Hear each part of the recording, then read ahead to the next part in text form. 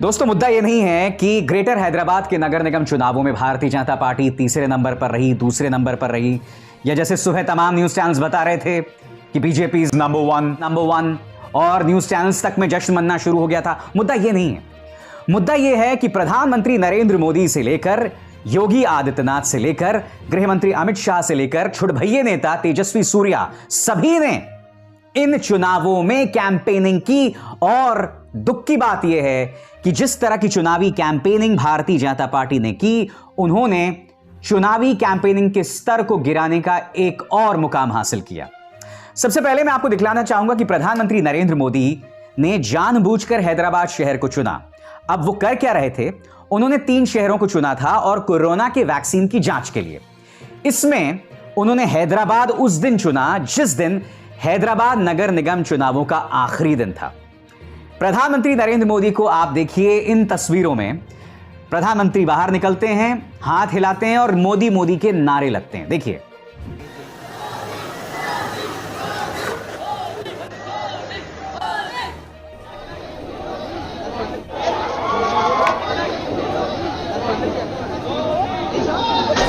आप जानते हैं ये जो तस्वीर थी जिसमें प्रधानमंत्री नरेंद्र मोदी ने हाथ हिलाया और मोदी मोदी के नारे लगे, ये 4 या 5 मिनट का वीडियो जो था या इंटरैक्शन जो था, वो पूरे दिन हैदराबाद के तमाम न्यूज चैनल्स पर चला था।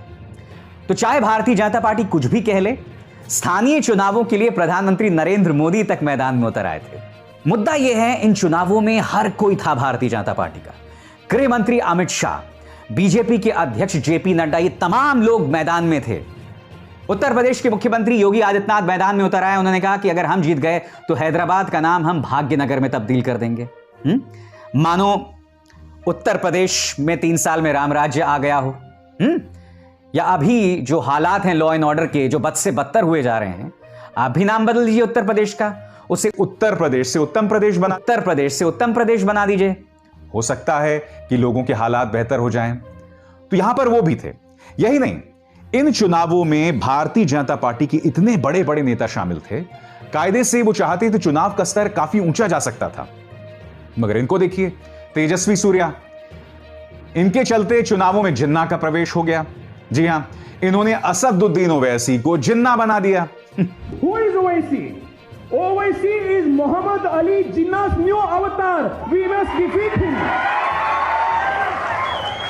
अब इन्हें देखिए, स्मृति ईरानी जी, ये इस बात का ताना हमें दे रही थी कि देखिए, एक ऐसे देश में, एक ऐसे वक्त जब हमारा सैनिक सीमा पर हमारी रक्षा कर रहा है, तो AIMIM और TRS जो है वो हैदराबाद में अवैध अप्रवासियों को जगह दे रही है। तो कहने को इन चुनावों पर भारतीय जनता पार्टी ने हर किस्म की तिकड़म का इस्तेमाल किया। पाकिस्तान लेकर आए वो, रोहिंग्या लेकर आए वो, सर्जिकल स्ट्राइक तक ले आए। और चूंकि सामने ओवैसी थे तो ओवैसी को चेहरा बनाकर उन्होंने हर तरह का प्रोपेगेंडा किया। और दिलचस्प बात यह है कि अब भी भारतीय जनता पार्टी खुद को पीड़ित, खुद को विक्टिम बता रही है।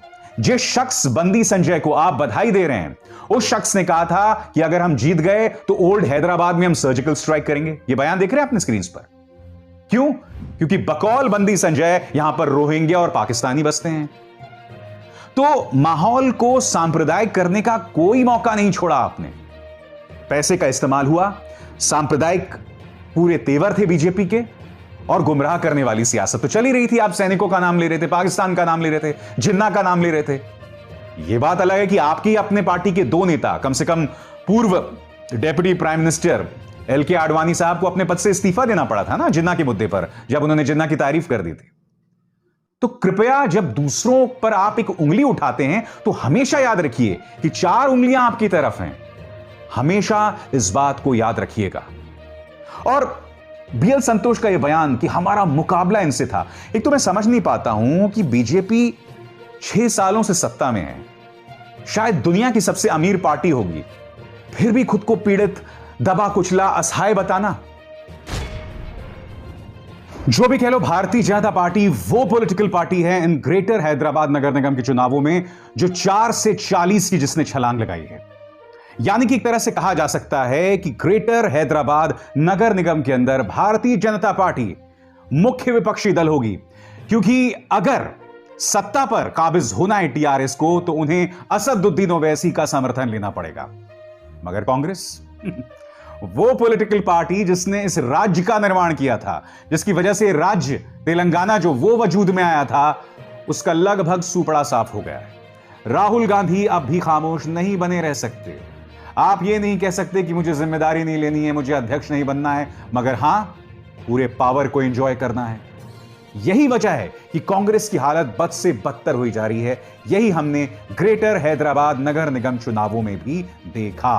अब उत्तर प्रदेश में विधान परिषद के चुनाव हो रहे हैं। बनारस में प्रधानमंत्री नरेंद्र मोदी के गढ़ में इन्हें करारा झटका मिला है। मगर खबर वो नहीं है, खबर यह है कि झांसी में जब पूरा कैंपेनिंग चल रहा था, जब पूरा चुनावों को लेकर गर्मा गर्मी थी, क्या आप जानते हैं कि बीजेपी के एक नेता ने एसपी सिटी विवेक त्रिपाठी को धक्का मार के गिरा दिया? आप ये वीडियो देखिए।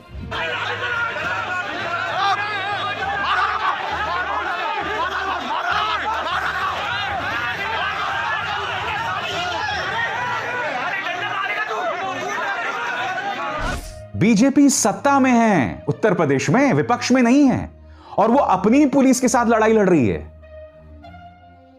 और आप जानते हैं सबसे दुख की बात यह है कि झांसी पुलिस का जो बयान आया है वो इसे बस छोटी मोटी धक्का मुक्की बता रही है।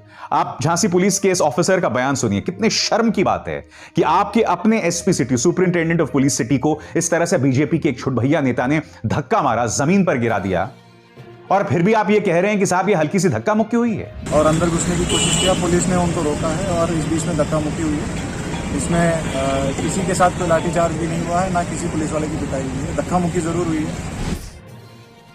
कितना जलील हो गए मेरे भाई, क्योंकि जब किसी पीड़ित को दबाना होता है, किसी पत्रकार के खिलाफ एफआईआर करना होता है, रातों रात बलात्कार की किसी पीड़ित, हत्या के किसी पीड़ित का शव जलाना होता है, तब आप सबसे आगे होते हैं। और आप कह रहे हैं हल्की फुल्की धक्का मुक्की हुई है।